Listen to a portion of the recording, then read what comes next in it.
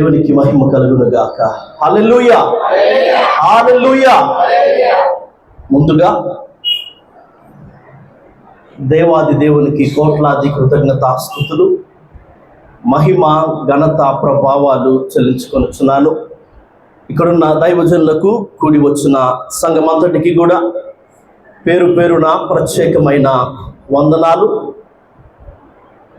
ఈరోజు పరిశుద్ధాత్మ దేవుడు మనల్ని ప్రేమించి మనతో మాట్లాడాలని ఆశపడుతున్న సంగతులను ప్రసంగి గ్రంథము 3వ అధ్యాయము 1వ వచనం నుంచి చూద్దామా? చాలు. ప్రతి దానికి సమయము కలదు. గొప్ప దేవుడా, మీకు కోట్లాదిగా వందనాలు, స్తోత్రాలు. ఈ సమయంలో మేమందరము కూడా మీ మనసును తెలుసుకోవడానికి ఎంతో ఆశగా ఎదురు చూస్తూ ఉండగా, కనిపెడుతూ ఉండగా, వెర్రివాడిని, మంటివాడిని నన్ను మరుగుపరిచి మీ వశములో, మీ ఆధీన స్వాధీనాలు ఉంచుకొని మీ బోరగా మోగించమని, మీ నోరుగా మాట్లాడించమని, మీరు మాత్రమే మా అందరితో మాట్లాడి రాత్రి మహిమను పొందమని, మీకే మహిమ, ఘనత, ప్రభావాలు ఆరోపిస్తూ యేసయ్య పరిశుద్ధమైన నామములో ఈ ప్రార్థన ఆలకించమని అడిగి బ్రతిమాలి వేడుకొనుచున్నాను పరమ తండ్రి, ఆమేన్. ప్రతిదానికి, ప్రతి పనికి కూడా ఒక సమయం ఉంది అని జ్ఞాని అయిన సొలొమోను మాట్లాడుతున్నాడు.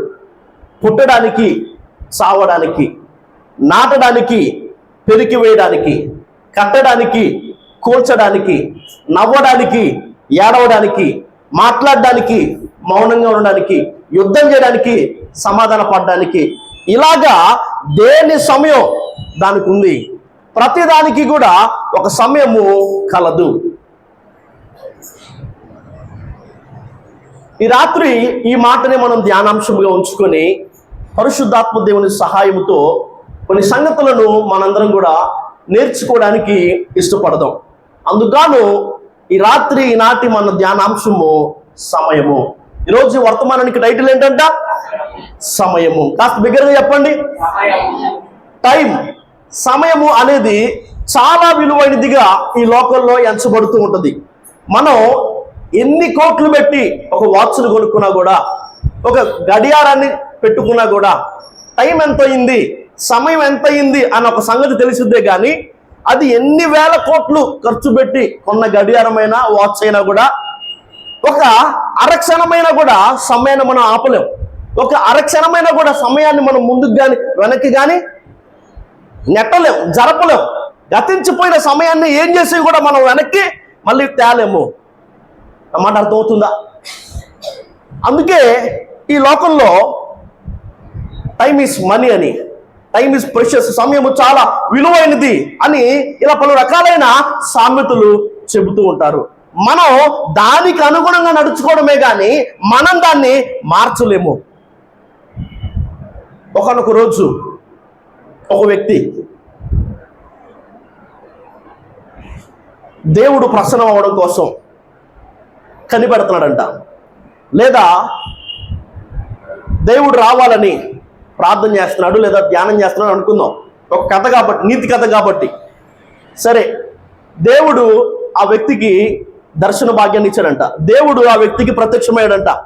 ఇదిగో ఇలా ఎన్ని రోజుల నుంచి నా కోసం నువ్వు ఎదురు చూస్తున్నావు కదా, నేను రావాలని ఆశపడుతున్నావు కదా, నేను వచ్చాను, నీకేం కావాలని దేవుడు ఆ వ్యక్తిని అడిగాడంట.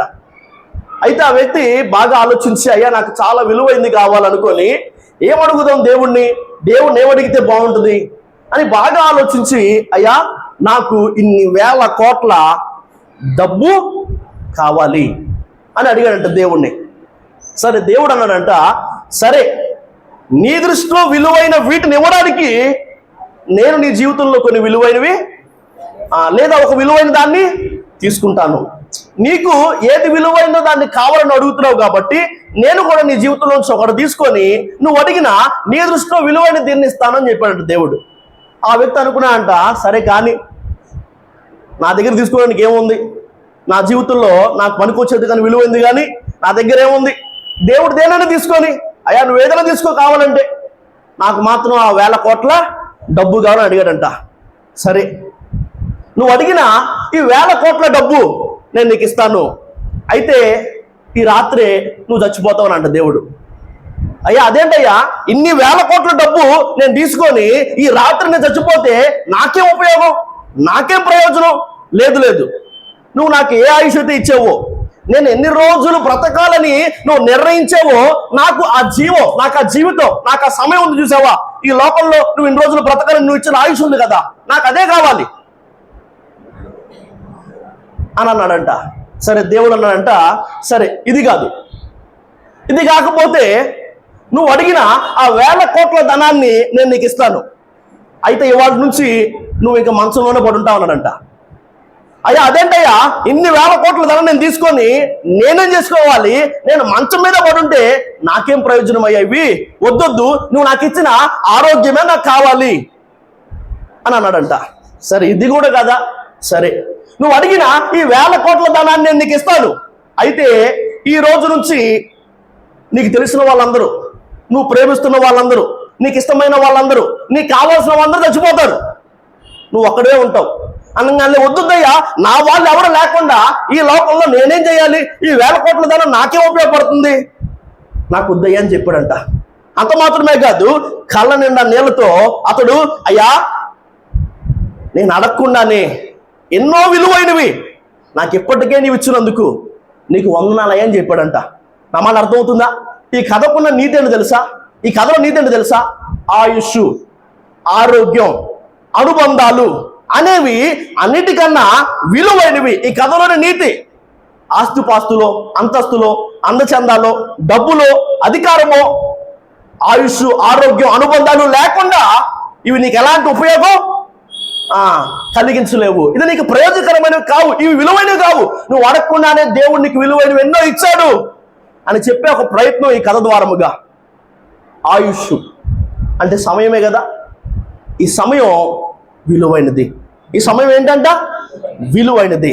అయితే ఈ సమయాన్ని గురించి బైబిల్లో చెప్పబడిన, లేఖనముల్లో ప్రస్తావించబడిన సంగతులు మనం చూస్తే గనుక, కాలములను, సమయములను తండ్రి తన స్వాధీనం ఉంచుకుని ఉన్నాడంట. సమయాన్ని కలుగు చేసిన వాడు ఆయన, దాన్ని కంట్రోల్ చేయగలిగిన వాడు ఆయన, ఆయన వాటికి అతీతంగా పని చేయగలడు. ఆయన మానవులకు సమయాన్ని గురించి నిర్దేశించిన కొన్ని సంగతులు, కొన్ని విషయాలు, కొన్ని సూచనలు ఈ రాత్రి ఏంటి అని ఆత్మదేవుని సహాయంతో మనందరం కూడా తెలుసుకుందాం. సమయము అనే ఈ వర్తమానము ద్వారముగా దేవదేవుడు మనకు నేర్పించాలని ఆశపడుతున్న సంగతులను మనందరం కూడా వినుబుద్ధి కలిగిన వారమై, ఆయన వాక్యము ద్వారముగా మాట్లాడుతుండగా విని విడిచిపెట్టే వారిగా కాక, విన్న వాక్య ప్రకారముగా ప్రవర్తించే వారిమిగా, జీవించే వారిమిగా, దిద్దుకునే వారిమిగా ఉండే ఆ దిద్దుబాటు హృదయంతో ప్రకటించబడుతున్న దైవ వర్తమానాన్ని వినాలని మీ అందరం కూడా ప్రభు పేరట మనవి చేస్తున్నాను. మొదటి విషయం, మొదటి సంగతి, ఎఫెసీయులకు రాసిన పత్రిక 5వ అధ్యాయము. ఎఫెసీయులకు రాసిన పత్రిక 5వ అధ్యాయము 15వ వచనంలోని మాటలు చూద్దామా?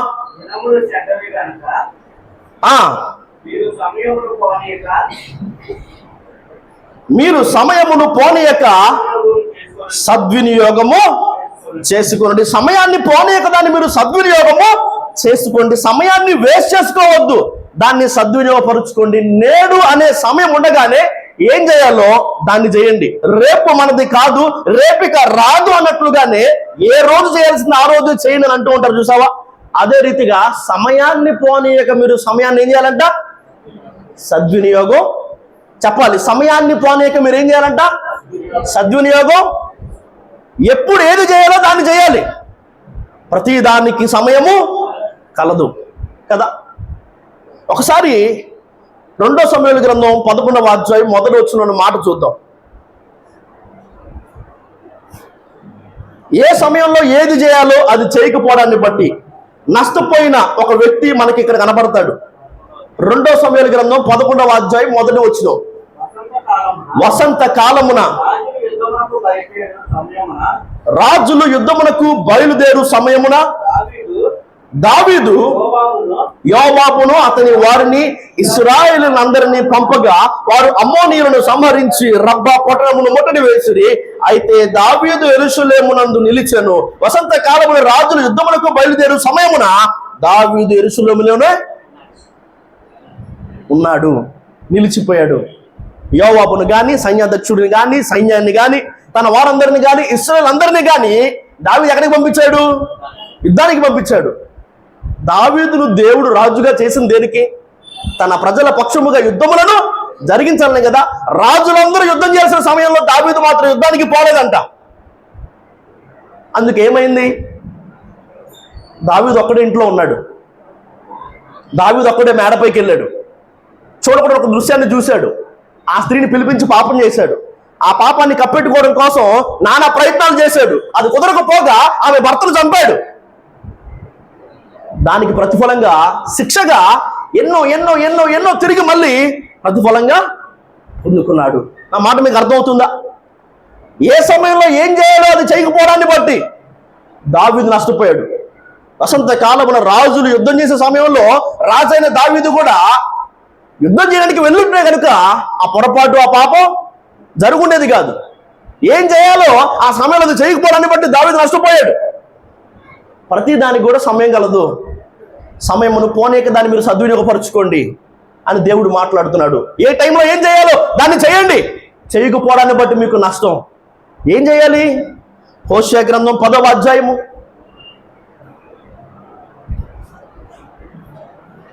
12వ వచనంలో మనకి మాట కనబడుతుంది.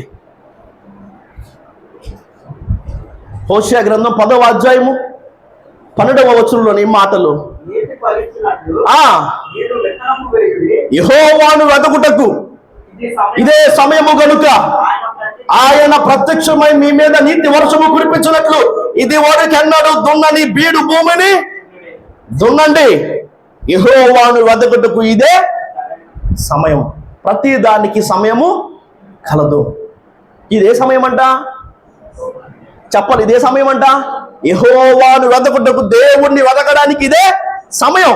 ఇదే మిక్కిలి అనుకూలమైన సమయం. నేడే రక్షణ దినం. ఇది దేవుణ్ణి వెతకాల్సిన సమయం. ఆయన వెతుకుతున్నావా? ఇదే మిక్కిలి అనుకూలమైన సమయం. ఇదే రక్షణ దినం. మరి నువ్వు రక్షింపబడ్డావా? ఏ సమయంలో ఏది చేయాలో అది చేయకపోవడాన్ని బట్టి నష్టపోయాడు దావీదు. ప్రతిదానికి కూడా సమయం ఉంది. అర్థమవుతుందా? సమయమును పోనీయక సద్వినియోగపరుచుకోండి. ఇది దేవుణ్ణి వెతకాల్సిన సమయం. అయితే చాలామంది దేవుణ్ణి కనుగొనలేక, దేవుణ్ణి వెతకకుండా వాళ్ళు వేటి కోసమో ఎక్కడెక్కడో ఏవేవో వెతుక్కుంటూ ఉన్నారు. అర్థమవుతుందన్నమాట. ఇది దేవుణ్ణి వెతకాల్సిన ఒక సమయము. ఇదే మిక్కిలి అనుకూలమైన సమయము. నేడే రక్షణ దినము ఇదే. కానీ చాలామంది ఏం చేస్తారంటే కనుక, నేను చాలా సందర్భాల్లో ఎవరికైనా కానీ బాప్తిస్మాన్ని గురించి అర్థమయ్యేలా చెప్పాలనుకుంటే కనుక ఖచ్చితంగా ఈ విషయాలు బయటికి తీస్తా. అదేంటయ్యా అంటే, షాప్ ముందు ఎప్పుడు కూడా అప్పు రేపు అనే బోర్డు ఉంటుంది కదా. ఈ మధ్య తెలివి విరిపోయి ఇంకా చాలా రాస్తున్నారు. కానీ ఇదివరకు రోజుల్లో కొట్ల ముందు అప్పు రేపు అని ఉండేది. ఒకడంట షాపు దగ్గరికి వెళ్ళి ఆ బోర్డు చూసి, రే అప్పు రేపు అని రాస్తుందే, అయితే ఈరోజు అప్పు ఇచ్చలేరు, రేపు వద్దాం అనుకున్నా అంట. రేపటి రోజున వచ్చి మళ్ళీ ఆ బోర్డు చూడంగానే ఆ బోర్డు మీద మళ్ళీ అదే ఉందంట, అప్పు రేపు అని. రే ఇవాళ కూడా అప్పు ఇచ్చలేరే, రేపు ఇస్తారేమో అనుకొని మళ్ళీ రేపు వచ్చాడంట. అదే రీతిగా చాలా మంది కూడా బాప్తిస్మం ఎప్పుడు అంటే బాప్తిస్మం రేపు అంటారు. ఎప్పుడు చదువుతారు? ఒరే ఎప్పుడు మందు మానేస్తావు? రేపు. ఎప్పుడు సిగరెట్ మానేస్తావు? రేపు. ఎప్పుడు మంది అండకు వస్తావు? రేపు. ఎప్పుడు బాగా చదువుకుంటావు, బాగుపడతావు? రేపు. రేపు నుంచి చూడు నేనేంటో. ఇప్పుడు ఉండదు. అర్థమవుతుంది? వచ్చే సంవత్సరం చూడు. రేపు రేపు రేపు. ప్రతిదానికి సమయం కలదు. సమయమును పోనీయక సద్వినియోగపరుచుకోండి. ఇదే మిక్కిలి అనుకూలమైన సమయం. నేడే రక్షణ దినం.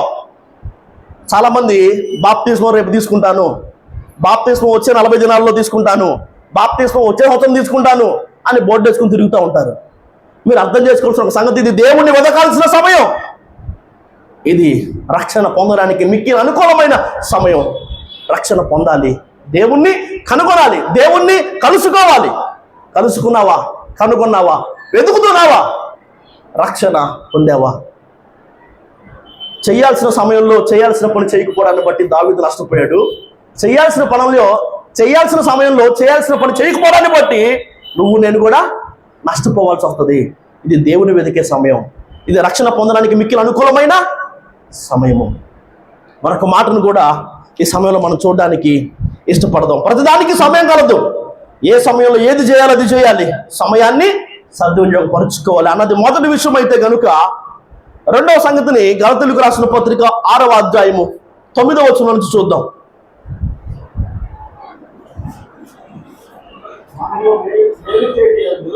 మనము మేలు చేయుటయందు విసుగకయుందుము, మనము అలయక మేలు చేసితిమేని తగిన కాలమందు పంట కోతుము. సమయము అనే ఈ వర్తమానంలో సమయం చాలా విలువైనదని, సమయం వెళ్ళిపోతూ ఉంటదే కానీ మళ్ళీ దాన్ని మనం తిరిగి తేలేమని, దానికి అనుగుణంగా మనం పరిగెత్తాలే కానీ దాన్ని ఆపలేవు, దాన్ని ముందుకు వెనక్కి కదల్చలేవు అని మనం విన్నాం కదా. దేవుడు సమయాన్ని గురించి మనకి ఇచ్చిన ఒక సూచన తెలుసా? మీరు సమయాన్ని పోనీక సద్వినియోగం చేసుకోండి. ఇది దేవుణ్ణి వెతికే సమయం, ఇది రక్షణ పొందడానికి మిక్కిలి అనుకూలమైన సమయం. నేడు అనే సమయం ఉండగా నువ్వు దేవుడి వెతికి కనుక్కోపోతే, దేవుడిని కలుసుకోకపోతే, నువ్వు రక్షణ పొందకపోతే, రేపు ఆయన వచ్చే రోజు ఆయన ముందు నువ్వు దోషిగా నిలబడాల్సిందే. రెండవదిగా, మనము మేలు చేయుట ఎందు విసుగకయుందుము, మనము అలయక మేలు చేసితిమేని తగిన కాలం ముందు పంట కోతుము. ప్రతిదానికి సమయం కలదు. మొదటి అర్థం, మొదటి విషయం, ఏ టైంలో ఏది చేయాలో దాన్ని చెయ్యాలి, సమయాన్ని సద్వినియోగపరచుకోండి. అయితే కనుక రెండవ సంగతి, రెండవ విషయం తెలుసా? నువ్వు విత్తిన, నువ్వు నాటిన ప్రతి విత్తనానికి తగిన పంటను తగిన సమయంలో కోసుకుంటావు. ఏంటంట? మనము మేలు చేయుట యందు విసుగకయుందుము, మనము అలయక మేలు చేసితిమేని తగిన కాలమందు పంటను. చెప్పాలి అందరూ కూడా, తగిన కాలమందు పంటను. నీ ప్రార్థనకు తగిన సమయంలో జవాబును చూస్తావు, నువ్వు చేసిన మంచికి తగిన సమయంలో ప్రతిఫలాన్ని చూస్తావు, నీ విశ్వాసానికి, నీ నీతికి, నీ భక్తికి, నీ యథార్థతకు తగిన సమయంలో పంటను కోస్తావు. ప్రతిదానికి ఒక నిర్ణయ సమయం, నిర్ణీత కాలం ఉంది. చాలా మంది ఆలస్యం అవుతుంది కదా, దేవుడు నన్ను అలక్ష్యం చేశాడేమో, ఏంటంట ఆలస్యం అవుతుంది కదా దేవుడు నన్ను అలక్ష్యం చేశాడేమో అనుకుంటూ ఉన్నారు. కానీ ఆలస్యం వెనుక ఒక పెద్ద రహస్యం దాగుంది. ఏంటంటే ఆలస్యం వెనుక ఒక పెద్ద రహస్యం దాగుంది. పరిశుద్ధ గ్రంథంలో మనం చూసినట్లయితే కనుక చాలా మంది వెయిట్ చేయాల్సి వచ్చింది. ఏంటంట? Waiting period is not a wasting period అంటారు చాలా మంది. చాలా మంది వెయిట్ చేయాల్సి వచ్చింది. ఉదాహరణకు నోవాహు 120 సంవత్సరాలు వెయిట్ చేశాడు జలప్రళయం కోసం. మోషే 40 సంవత్సరాలు వెయిట్ చేశాడు. అబ్రహాము 25 సంవత్సరాలు వెయిట్ చేశాడు. యోసేపు 13 సంవత్సరాలు వెయిట్ చేశాడు. దావీదు 12 సంవత్సరాలు వెయిట్ చేశాడు. దేవుడు వాళ్ళకి ఒక మాట ఇచ్చాడు, దేవుడు వాళ్ళకి ఒక దర్శనాన్ని ఇచ్చాడు, దేవుడు వాళ్ళకి ఒక పిలుపునిచ్చాడు, దేవుడు వాళ్ళకి ఒక పని అప్పగించాడు. అయినా కూడా వాళ్ళు వెయిట్ చేయాల్సి వచ్చింది ఆ దర్శనం నెరవేర్పు, ఆ వాగ్దాన ఫలం వారు పొందుకోవడం కోసం. దేవుడు కొంతమందిని వెయిట్ చేపిస్తాడు. ఎందుకో తెలుసా? హన్నా భక్తిపరురాలి, హన్నా మానకుండా మందిరానికి వస్తుంది, హన్నా ఏటేటా బలి అర్పిస్తుంది, హన్నా ప్రార్థన కూడా చేస్తుంది. కానీ ఎందుకు హన్నా జీవితంలో ఆలస్యం జరిగింది అంటే కనుక హన్నా ఒక సరైన నిర్ణయం తీసుకోవడం కోసమే. ఈ ఆలస్యం జీవితంలో లేకపోతే కనుక హన్నా అనుకుని ఉండేది, అయ్యా వీడు కలెక్టర్ అవ్వాలి, వీడు హీరో అవ్వాలి, వీడు యాక్టర్ అవ్వాలి, వీడు డాక్టర్ అవ్వాలి కదా. ఆలస్యాన్ని దేవుడు అనుమతించాడు. అందుకే షిలోహులో మందిరంలో ప్రార్థన చేస్తా అన్న ఒక సరైన నిర్ణయం తీసుకుందేమని, నాకు గనక ఒక మగబిడ్డనిస్తే వాడిని నీ సేవకి చెప్పాలి, నాకు గనక ఒక మగబిడ్డనిస్తే వాడిని నీ సేవకి. చాలా మంది జీవితంలో ఆలస్యం జరగడానికి గల కారణం సరైన నిర్ణయం వాళ్ళు తీసుకోవడానికే. మార్తా మరియలు దేవునికి వారు అత్యంత ఆప్తులు కదా. యేసుక్రీస్తు ప్రభువు వారితో చాలా సన్నిహితంగా మెలిగిన వారు, ఆయనకు వారంటే చాలా ప్రేమ. అయినా కూడా అయ్యా నువ్వు ప్రేమిస్తున్న లాజరు కాయిలో పడ్డాడు, లాజరు ఒంట్లో బాగాలేదు, నువ్వు వస్తే వాడు బ్రతుకుతాడు అన్న ఒక వర్తమానాన్ని, అన్న ఒక ప్రార్థనను ఆయన యుద్ధకు పంపిస్తే, ఆ ప్రార్థన ఆయన యుద్ధకు చేరిన ఆ వర్తమానం ఆయన విన్నా కూడా 4 రోజులు ఆయన ఆలస్యంగా వచ్చాడు. రాంగాన్ని ఎక్కెక్కి ఏడుస్తున్నారు, బోరు ఏడుస్తున్నారు. అమ్మ నాన్న లేరు, అందుకే కదా వాళ్ళ అమ్మ నాన్న గురించిన ప్రస్తావన బైబిల్లో లేదు. ఉన్న ఒక్క మగదిక్కు మా సహోదరుడు కూడా చనిపోయాడని వెక్కి ఏడుస్తున్నారు. ఆయన కావాలనే 4 రోజులు ఆలస్యంగా వచ్చాడు. ఎందుకో తెలుసా? ఆయన రాంగల వాళ్ళు ఏడుస్తున్నారు, అయ్యా నువ్వు ఉంటే లాజరు చచ్చిపోయేవాడు కాదు. ఎందుకు? నువ్వు రోగాన్ని తగ్గించేవాడివి కదా. వారి విశ్వాసం అక్కడితో ఆగిపోయింది. నేను రోగాన్ని తగ్గించేవాడిని మాత్రమే కాదు, నేను మృతులను సైతం లేపగలిగిన వాడిని అని దేవుడు వారి విశ్వాస పరిమాణాన్ని ఇంకా ఎక్కువగా చేయడం కోసమే దేవుడు వారి జీవితంలోకి ఆలస్యాన్ని అనుమతించాడు. కొందరి విశ్వాసాన్ని ఇంకా వృద్ధి పొందించడానికి దేవుడు కొన్ని సందర్భాల్లో ఆలస్యాన్ని వారి జీవితంలోకి అనుమతిస్తాడు. అసలు 40 రోజులు వెళ్ళిపోవాలి. అక్కడికి కనానికి, వాగ్దాన దేశానికి 40 రోజుల లోపే. కానీ 40 సంవత్సరాలు పట్టింది వాళ్ళకి. ఎందుకు? ఒకసారి మాట చూద్దాం ఒకసారి మాటలు. సంఖ్యాకాండం 32వ అధ్యాయం 13వ వచనం.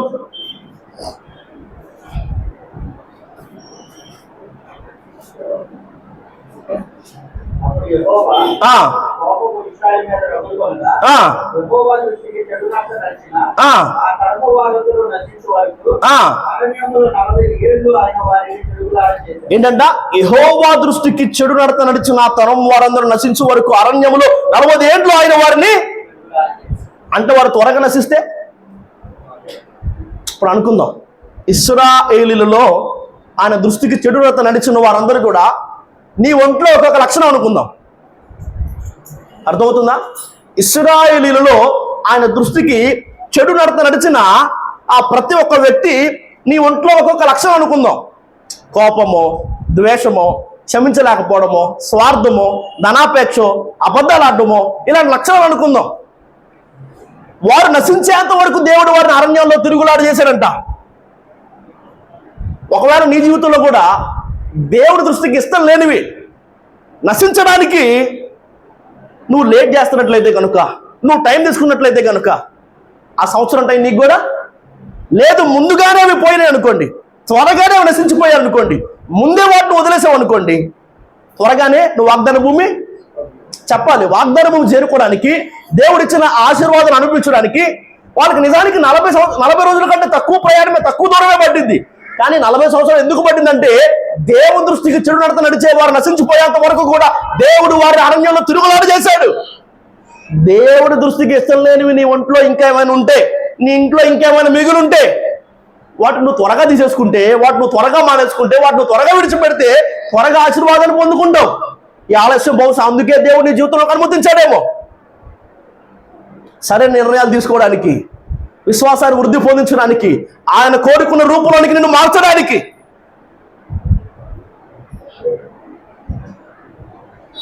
శిష్యులు ఆయన కలిసి ధోనిలో ప్రయాణమే వెళ్తున్నారు. ఆయన పనుకున్నాడు కదా. ఉరుములు, తుఫాను, గాలివాన, ధోనిలోకి నీళ్ళు వచ్చేసాయి. శిష్యులందరూ కూడా కేకలేస్తున్నారు, బోధకుడా మేము నశించిపోతున్నాం, నీకు చింత లేదా అని. ఆయన లేచాడు, గాలిని గద్దించాడు, సముద్రపు పొంగును అణిచాడు. మొత్తం నిమ్మలం అయిపోయింది, సెట్ అయిపోయింది కదా. ఎందుకు ఆయన అంత ఆలస్యం చేశాడు? దోన్లోనే ఉన్నాడు ఆయన కదా. మొదట ఉరుము ఉరిమినప్పుడే ఆయన దాన్ని వినిపించుకొని ఆయన లేచుంటే, అసలు వర్షం పడుతుందని ఆయనకు ముందే తెలుసు కదా. ఆయన వర్షం పడక ముందే వాటన్నింటినీ అణిచేసి ఉంటే అది వారి విశ్వాసానికి పరీక్ష. మీ జీవితంలో కూడా దేవుడు ఈ అద్భుతాన్ని చేయకుండా ఎందుకు ఆలస్యాన్ని అనుమతించాడంటే అది మీ విశ్వాసానికి పరీక్ష ఉండొచ్చు. సరైన నిర్ణయాలు తీసుకోవడానికి, విశ్వాసాన్ని వృద్ధి పొందించడానికి, విశ్వాసాన్ని పరీక్షించడానికి, దేవుడు కోరుకున్న రూపంలోకి నిన్ను మార్చడానికి, ఆయనపై ఆధారపడేలా చేయడానికి దేవుడు కొన్ని సందర్భాల్లో ఆలస్యాన్ని కొందరు జీవితంలోనికి అనుమతిస్తాడు. నాకు చూశాం కదా, 120 సంవత్సరాలు, 50 సంవత్సరాలు, 25 సంవత్సరాలు, 13 సంవత్సరాలు, 12 సంవత్సరాలు వెయిట్ చేశారు. నీకు అర్థం కావాల్సిన ఒక విషయం, తగిన సమయం. చెప్పండి ఏంటి? తగిన సమయం. నీ ప్రార్థనకు జవాబు, నువ్వు విత్తనానికి పంట, నీ భక్తి, నీ నీతి, నీ యథార్థత, వీటన్నిటికీ కావాల్సిన తగిన పంటను నువ్వు ఎప్పుడు కోస్తావు? తగిన సమయంలో. చూద్దాం ఈ మాట. పేతురు రాసిన మొదటి పత్రిక 5వ అధ్యాయం. పేతురు రాసిన మొదటి పత్రిక 5వ అధ్యాయం 6వ వచనంలోని మాట చూద్దాం ఒకసారి. దేవుడు తగిన సమయమందు మిమ్మును హెచ్చించున్నట్లు ఆయన బలిష్టమైన చేతి క్రింద దీన మనస్కులై ఉండుడి. దేవుడు తగిన సమయమందు మిమ్మల్ని హెచ్చించినట్లు ఆయన బలిష్టమైన చేతి క్రింద దీన మనస్కులై ఉండండి. మనము మేలు చేయుట యందు విసుగక యుందుము, మనము అలయక మేలు చేసేది మేలు, తగిన కాలమందు పంటను కోస్తాం. పంటను కోయడానికి ఒక తగిన కాలం ఉంది.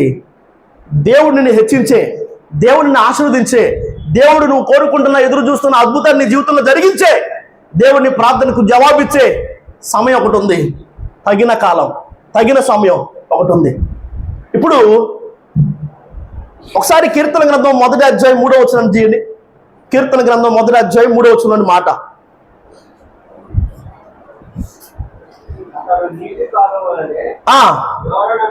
అతడు నీటి కాలువల యోరను నాటబడినదై ఆకు వాడక తన కాలమందు ఫలమిచ్చు చెట్టు వలె ఉండును. తన కాలమందు ఫలమిచ్చు చెట్టు వలె. తగిన సమయం, తన కాలం ఏంటంట? తగిన సమయము, తన కాలం. ఇప్పుడు ఒక వ్యక్తి తనకున్న ఆ స్థలంలో జాంకాయల్ని, మామిడికాయల్ని, ద్రాక్ష తోటని, పుచ్చకాయల తోటని, సపోటా తోటని, యాపిల్ తోటని, ఇలా కావలసిన వాటన్నిటిని వేసుకుని వచ్చాడు. అర్థమవుతుందా? ఇప్పుడు వర్షాకాలంలో ఏ ఏ ఫలాలు పండాలో కదా, ఆయా పంటలు ఆయా ఫలాలు పండుతాయి. ఇప్పుడు తాటి ముద్దుల చెట్టు ఉంది కదా, తాటి చెట్టు కానీ లేదా పుచ్చకాయలు ఇచ్చే మొక్క ఉంది కదా, ఆ మొక్క కానీ అయ్యో నేను ఫలించలేకపోతానని అనుకునిద్దా? బాధపడిద్దా? దేనికి చెప్పాలి? దేనికి? అది నా సమయం నాకు వచ్చింది, నేను ఎప్పుడు ఫలించాలో తగిన సమయం, నా కాలం నాకు వచ్చింది, అప్పుడు నేనేం చేస్తాను? ఫలిస్తాను. దానికి ఆ స్పృహ ఉంటుంది కదా. మళ్ళీ చాలా మంది కూడా అవతల వారు లేదా పక్కవారు దీవించబడ్డాన్ని బట్టి, ఆశీర్వదించబడ్డాన్ని బట్టి, వారి ప్రార్థనలకు జవాబులు పొందుకోవడాన్ని బట్టి ఎందుకని నాకే ఆలస్యం అని అలసిపోతారట. ఎందుకని నా దృష్టిలోనే, నా విషయంలోనే ఇంత లేట్ అవుతుంది అని విసిగిపోతున్నారంట. మనము అలయక, మనము విసుగక చేయాల్సింది చేస్తూనే ఉండాలి. ఎందుకో తెలుసా? తగిన సమయంలో, నిర్ణయ కాలంలో, తన కాలంలో నువ్వు నీ పంటను కోసుకోవాలంటే, దేవుడిని హెచ్చించాలంటే, దేవుడిని ప్రార్థనకు జవాబు ఇవ్వాలంటే, నువ్వు ఎదురు చూస్తున్న అద్భుతం జరగాలంటే నువ్వు వెయిట్ చేయాలి. అలసిపోకూడదు, నువ్వు విసిగిపోకూడదు. ఆ మాటలు అర్థమవుతున్నాయి మీకు? మొదటి సంగతి మనం నేర్చుకున్న ఒక సంగతి విషయం ఏంటంటే కనుక ప్రతిదానికి సమయం కలదు. కనుక ఏ టైంకి ఏది చేయాలో అది చేయాలి. సమయాన్ని పోనీకి సద్వినియోగం చేసుకోవాలి. ఆ తర్వాత విషయం మనం చూసిందంటే అంటే కనుక ప్రతిదానికి సమయం కలదు. తగిన కాలము, నీ సమయము. దేవుడు నీకంటూ కూడా నువ్వు ఫలించడానికి, నువ్వు దీవించబడ్డానికి, నువ్వు హెచ్చించబడ్డానికి, నువ్వు మేలనిపించడానికి ఒక నిర్ణయ కాలాన్ని దేవుడు డిసైడ్ చేసి పెట్టాడు. ఈ వెయిటింగ్ పీరియడ్ ఏదైతే ఉందో అందులో నువ్వేం చేయాలో, అందులో నువ్వేం నేర్చుకోవాలో, అందులో నువ్వేం వదిలేసుకోవాలో, అందులో నువ్వేం అలవాటు చేసుకోవాలో, వాటిని అలవాటు చేసుకోవడానికి, వాటిని చేయడానికి, వాటిని విడిచిపెట్టడానికి నువ్వు మరి ఎక్కువగా ప్రయత్నించాలి. అలసిపోకూడదు, విసిగిపోకూడదు. ఎందుకంటే తగిన కాలంలో, నీ సమయంలో నువ్వేం చేస్తావు అంటే పంటని కోస్తావు. సమయం వచ్చింది కాబట్టి ఒక మాటను మీకు చూపించాలని ఆశపడుతున్నాను. ఈ మాట చూద్దాం. యెషయా గ్రంథం 14వ అధ్యాయము 24 వచనంలోని మాట.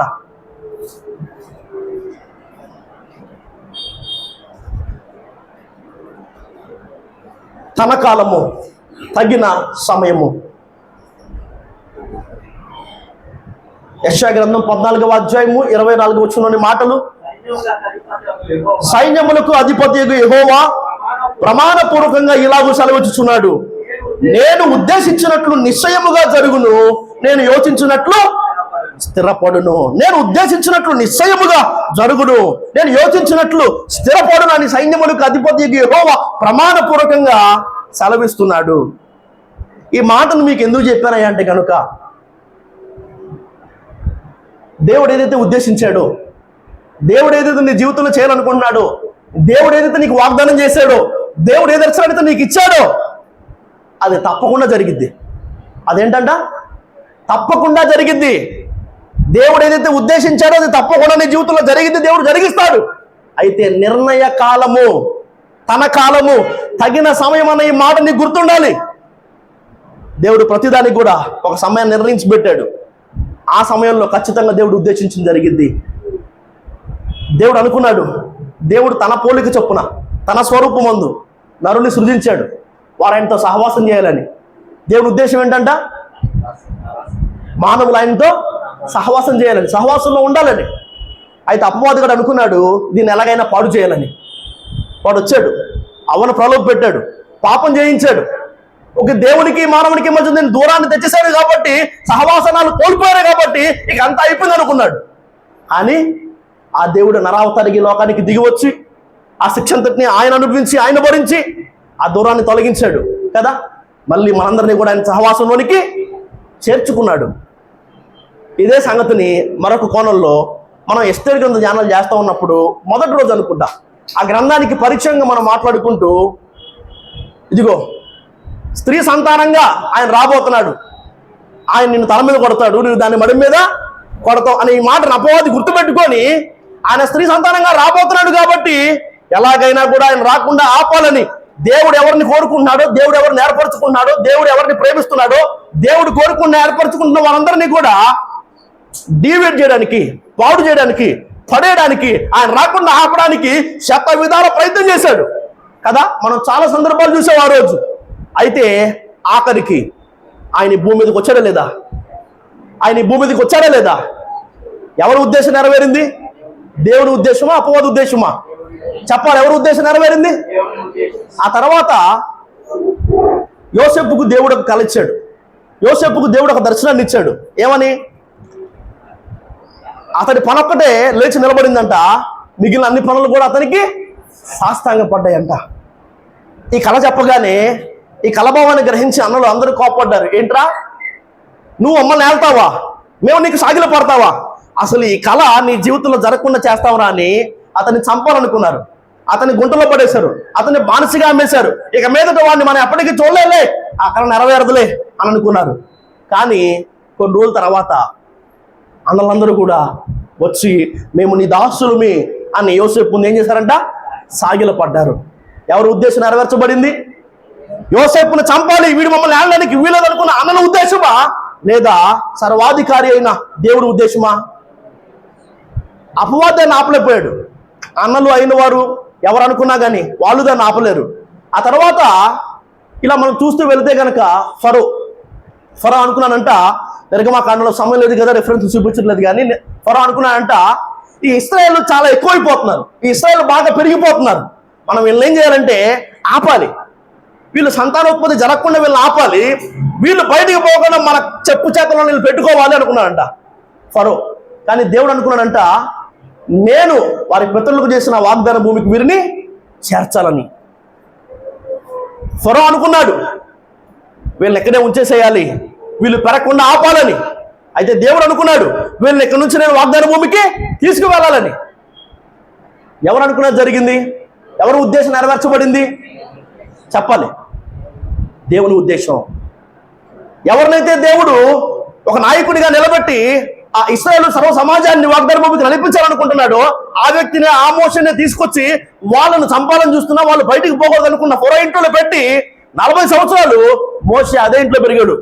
రాజ మర్యాదలు, రాజభోగాలు అనిపిస్తా, రాజులు అధికారులు అనుకున్నా కూడా దేవుని ఉద్దేశం నెరవేర్చబడకుండా ఆపలేరు. సంసోను పుట్టక ముందే దేవుని చిత్తాన్ని, దేవుని ఉద్దేశాన్ని సంసోను విషయమై దేవుడు బయలుపరిచాడు తన తల్లిదండ్రులకు.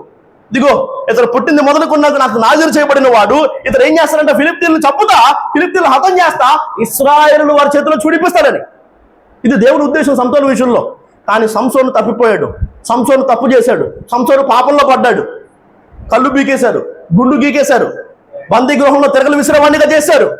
అయ్యో అంతా అయిపోయిందే, అయ్యో అన్నీ పోయాయే అనుకున్న అలాంటి సమయంలో కూడా సంసోను ఏం చేశాడు తెలుసా? అయ్యా నేను తప్పు చేశాను, అయ్యా నేను పొరపాటు చేశాను, దయతో నన్ను జ్ఞాపకం చేసుకొని ప్రార్థన చేశాడు. ఎప్పుడైతే దేవుని వైపుకు తిరిగాడో సంసోను చేసిన పొరపాటు కూడా దేవుని ఉద్దేశం సంసార జీవితంలో నెరవేర్చబడకుండా ఆపలేకపోయింది. అతడు మరణ దినమున చంపిన వారి లెక్క, జీవితకాలం అతడు చంపిన వారి లెక్క కంటే ఎక్కువ ఆయనన్న మాట రాయబడి ఉంది. నా మాట మీకు అర్థమవుతుందా? అపవాది అనుకున్నా, అధికారులు రాజులు అనుకున్నా, అయిన వారు నీ అనుకున్న వాళ్ళు, అన్నలు ఇలాంటి వాళ్ళు అందరూ అనుకున్నా కూడా దేవుడు నీ జీవితంలో ఏదైతే ఉద్దేశించాడో, దేవుడు నీకు ఏ వాగ్దానం అయితే ఇచ్చాడో, దేవుడు నీ జీవితంలో ఏం చేస్తానని చెప్పాడో అది తప్పకుండా జరిగింది. కానీ దానికి ఒక నిర్ణయ కాలం ఉన్నది. ప్రతి దానికి సమయము కలదు. మొదటి అర్థం, సమయమును పోనీకి సద్వినియోగపరుచుకోవాలి. ఏ సమయంలో ఏది చేయాలో అది చేయండి. రెండవ సంగతి, ఆ వాగ్దాన నెరవేర్పు, ఆ దర్శన నెరవేర్పు, నీ ప్రార్థనకు జవాబు, నువ్వు ఎదురు చూస్తున్న అద్భుతం ఖచ్చితంగా దేవుడు నీకు చెప్పిన ఆ సంగతి నిర్ణయ కాలములో, తగిన సమయములో, నీ కాలములో జరుగుతుంది. దేవుడి మాటలు దీవించును గాక. ఆమేన్.